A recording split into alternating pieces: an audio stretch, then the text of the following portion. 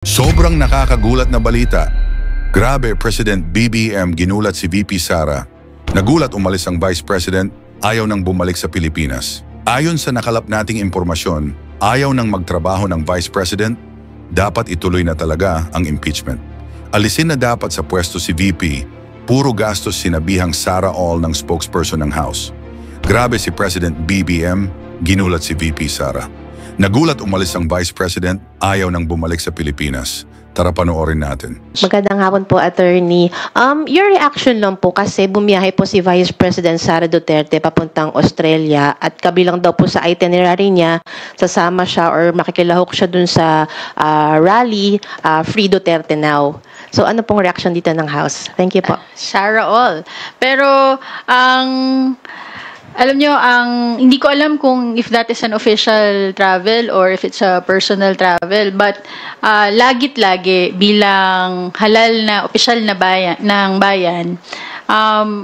yung oras mo na ginugugol sa loob at labas ng ating bansa at ito man ay pang personal o opisyal, dapat para sa taong bayan, hindi sa personal na interes. Para hindi nasasayang ang tiwala, ang pondo, at binigay na mandato ng Pilipino sa atin.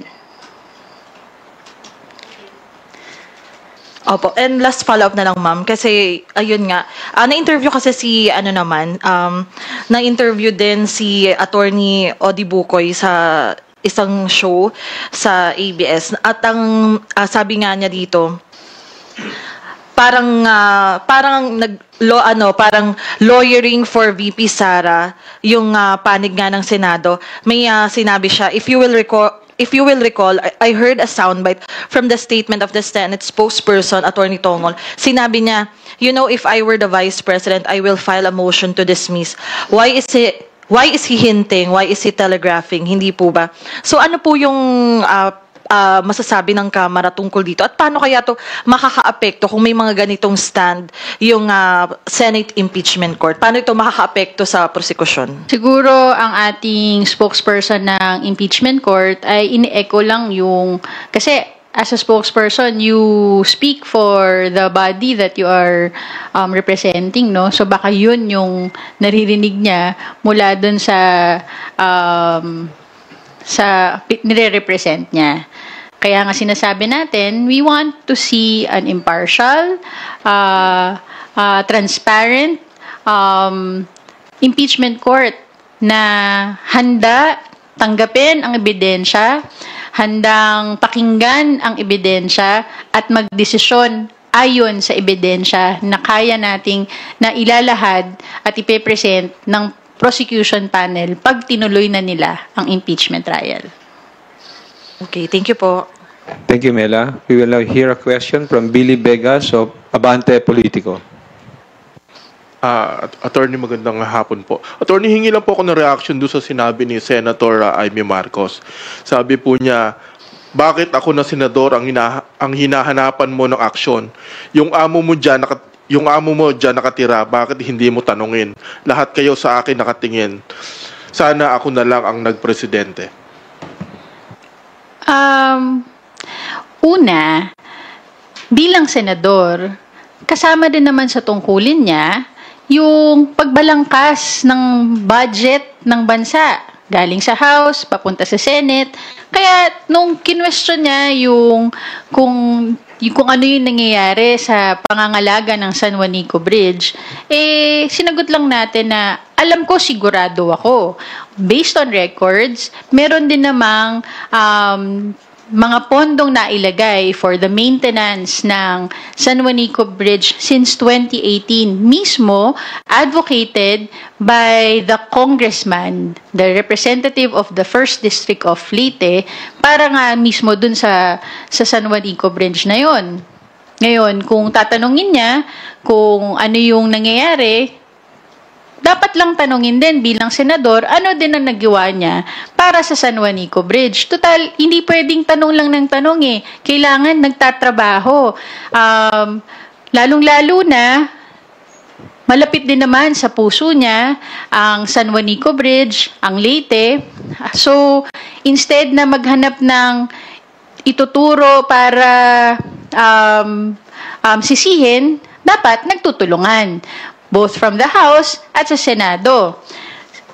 According to records in 2018, nagkaroon ng pondo para sa San Juanico Bridge of 27 million. Noong 2019, 22 million. 2021, 105 million. 2022, 90 million. 2023, 150 million. 2026 ay may proposal pa lang na madadagdagan yung pondo to 400 million para nga sa pangangalaga. Ito ay initiative ng House of Representatives. Gusto din natin malaman, ano din ang initiative ng Senado? Total, gusto din nila malaman kung ano ang nangyayari, nasa posisyon sila para gumawa ng solusyon, hindi maghanap ng sisi. Thank you po. Thank you, Billy. Lines Capanti from GMA Online is now recognized.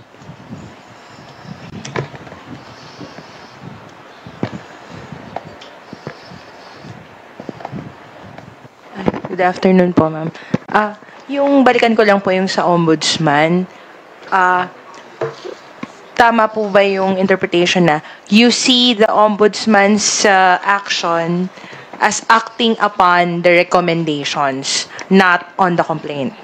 It is stated, I read it dun sa reports, that it is stated in the order to file a counter affidavit that it was acting on the recommendation of the Committee on Good Government and Public Accountability. So, pero kasi nakalagay din po dun sa first page, complainant yung committee. So, that's why yun yung medyo heading nga yun eh. Opo. Pero, again, kung merong naging complaint na final ang committee, wala po akong pagkakaalam na may complaint na final. Ang meron po kaming pinadala sa ombudsman ay yung pag-furnish sa ombudsman nung committee report na na-adopt ng plenary nung huling 19th Congress. So, the heading may state that way, but the body states otherwise, that it was the ombudsman acting on the recommendation of the committee. Okay. Ma'am, follow-up lang po. The ombudsman's tenure, the current ombudsman's tenure is about to end by end of July, I understand.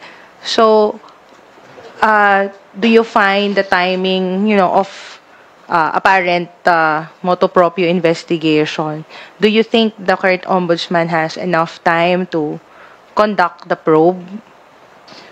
Well, the person will not be the one to do the investigation. It is the body that will conduct the investigation, the ombudsman as the institution. So, if the institution starts its investigation, it will proceed regardless of the personalities in it. Last na po. Are you not worried that, maybe there's a possibility na i-dismiss ng ombudsman yung findings ng committee? Mag-release sila ng ruling na this has no basis even before the impeachment trial could proceed? The recommendation of the committee, naniniwala naman din ako na nung naglabas sila ng recommendation na yon ay meron silang sufficient evidence to make that recommendation from the hearings that they conducted. So, I will leave it at that. Again, wala pa kaming kopya nung order. So, hindi ko rin masasagot yung ibang matters tungkol dun sa issue ng ombudsman. Thank you, Linesca. Thank you, Isa. Arian Enriquez from TV5. Good afternoon, ma'am. Sorry, Ma'am, I just have to ask. Kasi has this always been the practice? Like yung questions about the ombudsman filing na ang complainant daw ay ang good government. Kasi I don't know kung ano yung nangyari doon sa Quadcom report na nirekomendahan din na filean po ng crimes against humanity paglabag daw po sa Republic Act 9851. Sina former President Rodrigo Duterte, De La Rosa. I don't know. Paano po ba yun, Mama? Also, do you have any info about that? Kung yun ba, inaksyon na ng ombudsman? Wala pa akong information tungkol dyan.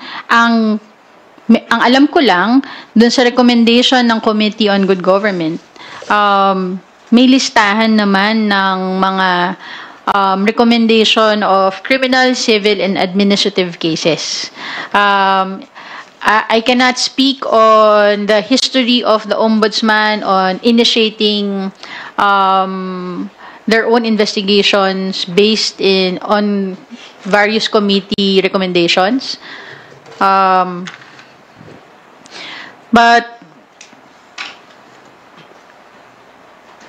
we will tatandaan natin, hindi lang ang ombudsman ang na-furnish ng committee reports. All other agencies, katulad ng Department of Justice, I think DBM was also furnished. So, different agencies may initiate their own investigations on the matter based on the recommendations of a particular committee. Thank you. Ma'am, would like to ask, though ilang beses na rin to naging topic at paulit-ulit na, kasi meron din ulit statement si Majority Floor Leader Senator Francis Tolentino na sinasabi niya raw po yung impeachment complaint, itong impeachment case against Vice President Sara Duterte, it dies, lapses, terminates with the lifespan of the 19th Congress. Forthwith is the command to the 19th Congress daw. Sabi niya, show me a constitutional instruction, giving them the mandate to continue, show me where we can find the words carry over. What can you say about this, ma'am?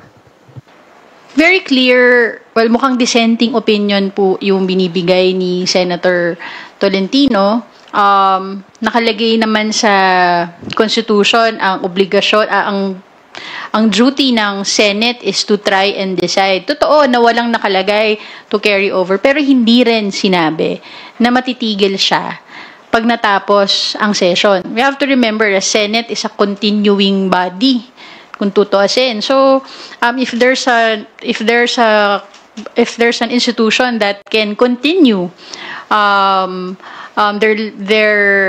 their duties beyond the sessions, the Congress, mukhang ang Senate din yun. Again, the House maintains its position that the Senate may try and decide the impeachment proceedings. Tuloy-tuloy po ito. Walang tigil. Hanggang matapos ang pag-present ng ebidensya, matapos ang pagkakataon ng depensa na mapagtanggol ang kanyang sarili, hanggang matapos yung pagkakataon ng mga senator judges na mag-decide dun sa merits ng kaso. Mambalikan ko lang po what you mentioned earlier. You said, do not speak for the defense, speak for the impeachment court. I think this was regarding to spokes tungkol ng impeachment court. You also reacted on yung sinabi po ni Spokes Bukoy doon nga kay against tungkol. Sabi mo, as a spokes, you speak for the body that you are representing. Yun yung tingin ni Attorney Bukoy. Kayo rin po ba? Tingin nyo yun yung ginagawa ni Tonggol? He's speaking for the defense team. Well, yun yung lumalabas dun sa pag-question niya eh. In fact, I think nabanggit din to ni Attorney Bukoy, yung hindi pagtanggap ng House dun sa dokumento na walang kahit na anong nakalagay na label, wala naman kaming narinig mula sa defense team. Ang sumita ay ang spokesperson. So, hindi naman in normal courts hindi naman i-call ng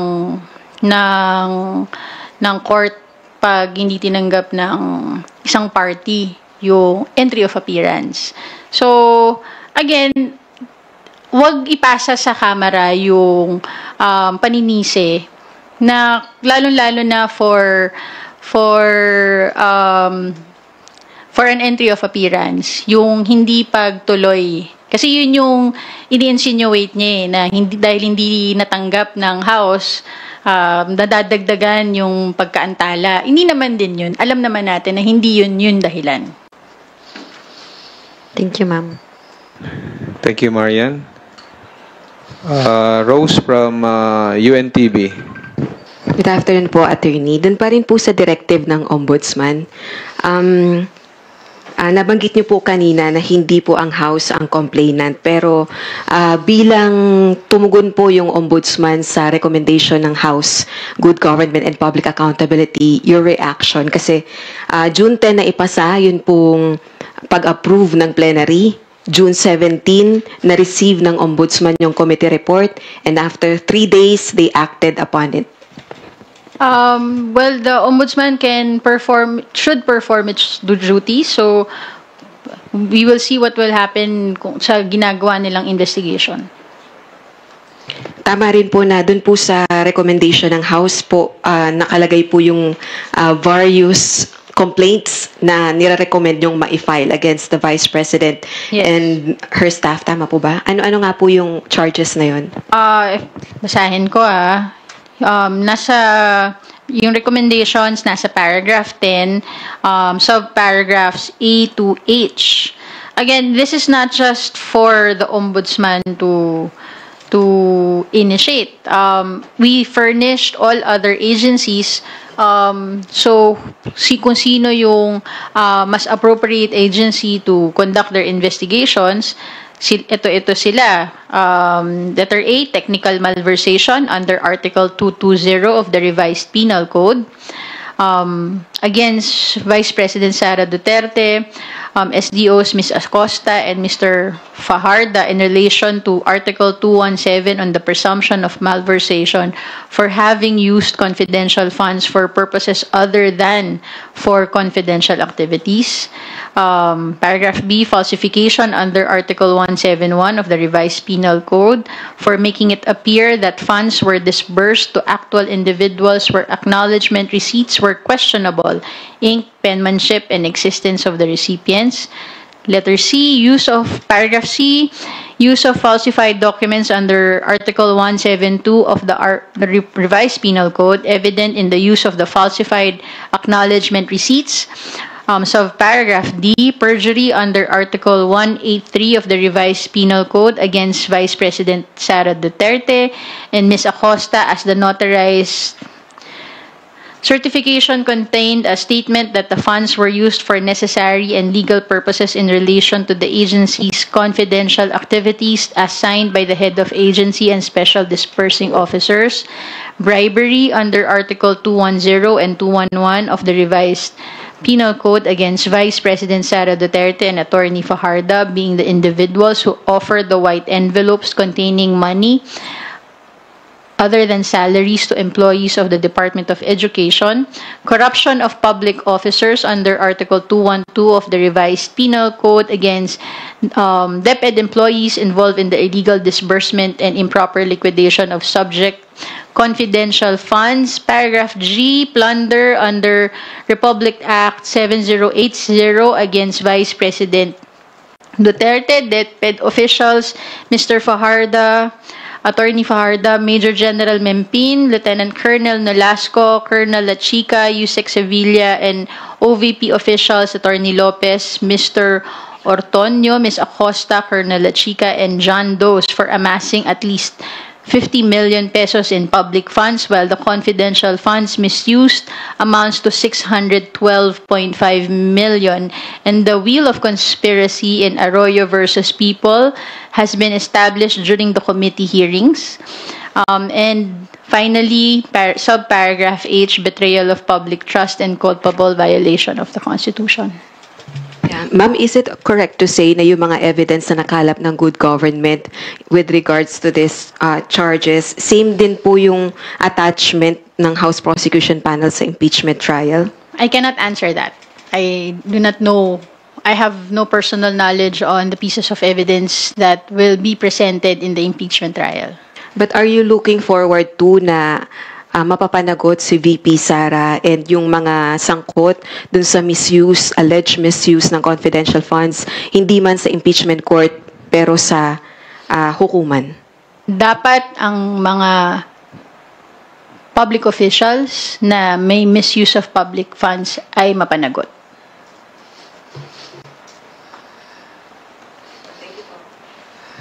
Sorry, last na lang Kuya Ray.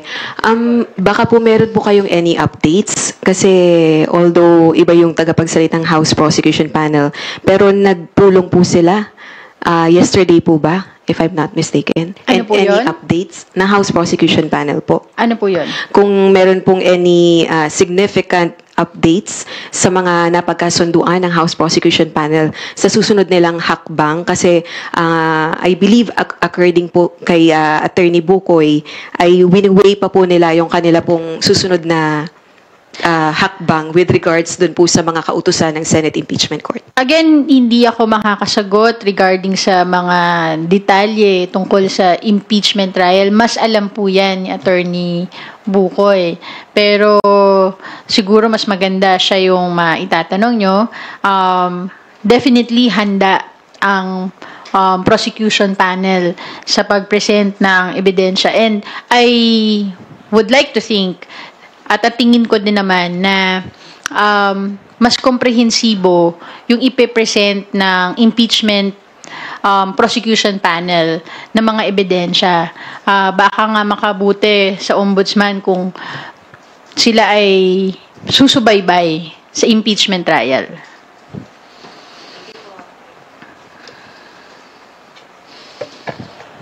Thank you, Rose. Are there any further questions? Okay. Big Sumintak from Net25. Attorney, clarification lang. Kasi according to the report, the Ombudsman acted upon doon sa committee report ng House Committee on Good Government. And the House is not the direct complainant. So is it safe to say that the House of Representatives, based on the approved committee report in the plenary, is the indirect complainant on that matter?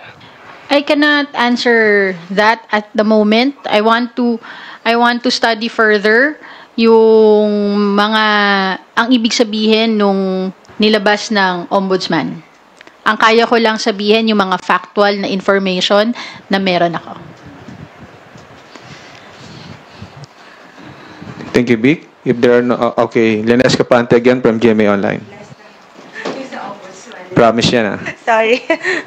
Kasi po, don't you find it suspicious that the ombudsman will identify the House as a complainant when it could have easily said that acting upon on the recommendations, we are doing this motu proprio investigation. Bakit Why did it nga? have to identify the House as a complainant in this case? Bakit nga, 'di ba? Pero again, ang sasagutin ko lang sa inyo yung factual na meron ako. Ang mga tanong na yan, tatanungin ko din. Pero ano ba? May issue ba kung ang House of Representatives ang complainant? For the record. Sa ngayon, ang ginawa lang kasi ng House is to furnish them of the committee report. Kaya gusto ko munang tignan mabuti yung saan nanggaling yung pag-identify na ang House yung complainant. Pero sa record, sa record ng House, wala pa kayo na-encounter na ganito? Kaya nagtataka rin ba talaga kayo? Ako hindi ko masasagot. So I have to confer with the House officials to check on this. Kasi wala rin po binibigay sa media, sa ibang media outlet, wala pong binibigay na kopya yung ombudsman. Wala din po kami. Tatanungin niyo ba yung ombudsman, ma'am? Wala pa po akong kopya so Susulat kayo sa ombudsman para malinawan? malalaman ko mamaya siguro. Aalamin ko muna kung ano yung hangga't wala akong kopya, hindi ko mapapaliwanag kung ano yung pinanggalingan nung sa ombudsman. Ang kaya ko lang masagot ay kung ano yung meron kami on record. But what was running through your mind when you saw that document? Kasi kanina when Nasel was asking you, bakit nga? So, ano po yung nasa isip niyo na nabasa niyo? Well, ano yung gustong mangyari dun sa investigation siguro, pero sa ngayon kailangan ko munang tignan mabuti kung saan nanggaling yung paglagay ng kung ano for my personal consumption po ito kung paano nailagay ang house as the complainant. Ma'am, another clarification. Since the ombudsman inilagay nila as complainant on their motu proprio actions regarding the committee report, na according to you, as of this time, hindi kayo complainant. May pinopoint yata, if I'm not mistaken, Nasel, na suspicious ba yun? Dahil baka ang House, because of the pending impeachment against the Vice President, forum shopping. Kaya inuulit ko, hindi ang House ang nag-initiate ng complaint. We transmitted the committee report that was adopted by the plenary to the Ombudsman. Again, I can only give you factual information as of the moment. One last point, ma'am. Are you hindi ba kayo nagdududa na Ombudsman Martires was Duterte appointees at saka retirable na siya, tapos now he is doing this, na medyo lahat kayo na surpresa din? No comment. Pero ma'am, nakausap niyo na sina Kong Chua and other Kongs na member ng Good Government Committee. Nagulat din ba sila? Nagtataka rin ba sila? As far as Congressman Joel Chua, wala siyang final na complaint. Pero anong reaction niya, ma'am? Nagulat, nagtataka rin siya? Again, ang alam lang ni Congressman Joel Chua, wala siyang final na complaint. Committee report, meron silang natapos. Okay, with that, we're now wrapping up and conclude. Before we conclude, may question pa? Wala na. Suspicious or no? No comment on that at the moment. Okay, pakinggan na po na. You were raising questions then kanina earlier, ma'am. Again, that's for my own consumption. Bakit nga? Pero again, no comment on the question if it's suspicious, no comment I can only answer factual information at the moment. Good afternoon, ma'am. The Office of the Ombudsman has ordered Vice President Sara Duterte and other officials to respond to the plunder, technical malversation, bribery, and corruption cases recommended by the House of Representatives over her alleged misuse of confidential funds. Nag-file po ba ng reklamo ang House of Representatives? Kailan po ito? At ano po ang implikasyon nitong kaso sa Ombudsman sa impeachment case ni Vice President? Una-una, we have not received a copy of the said order to file a counter affidavit. Ako personally, I've learned about it through the reports, and I've seen it on social media. What I can confirm to you is that the plenary adopted the report of the Committee on Good Government and Public Accountability on June 10. And then the committee report was furnished to the Ombudsman they received it on June 16. Nita. So it appears that the Ombudsman acted upon the recommendation of the committee. What I know is that the House or the committee itself did not file any complaint, but it appears that the Ombudsman acted upon the recommendation of the committee. Pag ganun po ba ang complainant, House of Representatives and Good Government? Dun sa Dun sa ano kasi sa heading ng nakita ko nakalagay yung committee I still have to read about it and review my limited knowledge of the legal processes, no?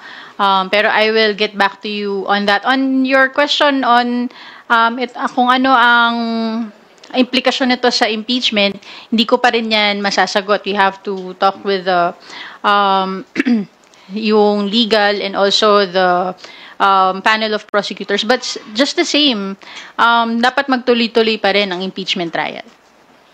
Pero hindi naman po ito mai-consider na forum shopping, kumbaga. Unang-una, hindi ang House ang nag-file ng complaint. So, ang in-initiate lang ng House ay yung impeachment trial through the transmission of the articles of impeachment. The committee report, the action of the Ombudsman was upon the recommendation of a committee report from the House of Representatives. So, we are looking forward pa rin for the impeachment trial to proceed. Ma'am, meron din pong statement si Representative Erwin Tulfo regarding the possibility of refiling the impeachment complaint in the 20th Congress. Parang meron daw po siyang narinig na ganong usap-usapan. Can you confirm po if merong ganong pong plano? Saan kaya niya narinig? Kasi ako nandito din ako, wala akong naririnig. The House transmitted the articles of impeachment already. We are awaiting for the Senate to act on its duty to proceed with the impeachment trial. That is what we are focusing on. And sa position po ba ng House, kailangan pa ng refiling? Bakit po? Or bakit hindi? Ngayon, ang tinututukan ng House through the prosecution panel is the preparation of the impeachment trial on the articles of impeachment that was already transmitted by the House of Representatives. Thank you po.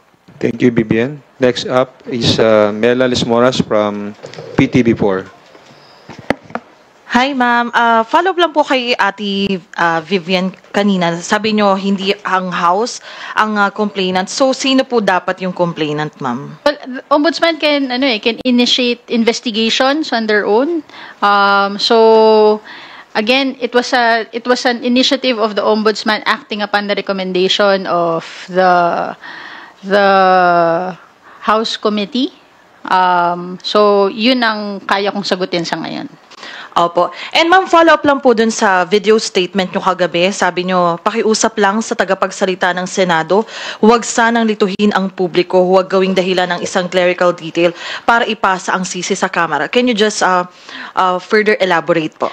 Mukhang kasing gustong gamitin ng ating spokesperson ng impeachment court na dahilan yung pag-serve ng entry of appearance that was unlabeled, untitled when it was sent here sa House of Representatives. Hindi yun ang pwedeng maging cause ng delay.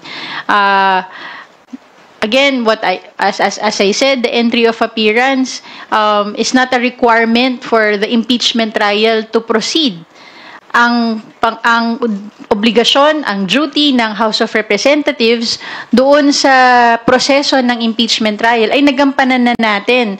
Ang inaantay na lang yung Senado para mag-proceed sa trial. So, yun ang tingin ko na wag natin lituhin yung mga tao na papasa sa Kamara. Ang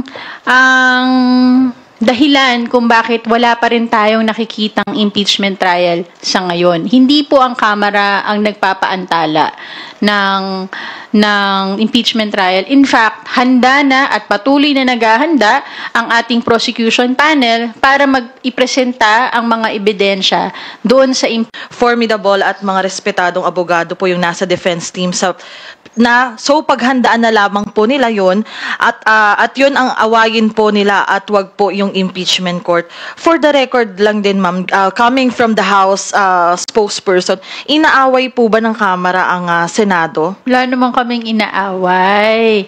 Kami lang ay ini-emphasize lang namin kung ano ang naging tungkulin namin at nagawa na namin, inaantay na namin na gawin ng Senado ang kanila namang obligasyon at responsibilidad at tungkulin doon sa saligang batas patungkol sa impeachment proceedings, lalong-lalo na sa pagtuloy ng impeachment trial.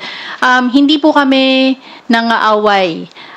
Siguro din, ang ating spokesperson, wag din magsalita bilang parang sa depensa. Do not speak for the defense. Speak for the impeachment court. Ngayon, ikaw, bilang Pilipino, ano ang masasabi mo at reaksyon sa balitang ito? Mag-iwan ka ng komento sa ibaba at atin pong babasahin isa-isa.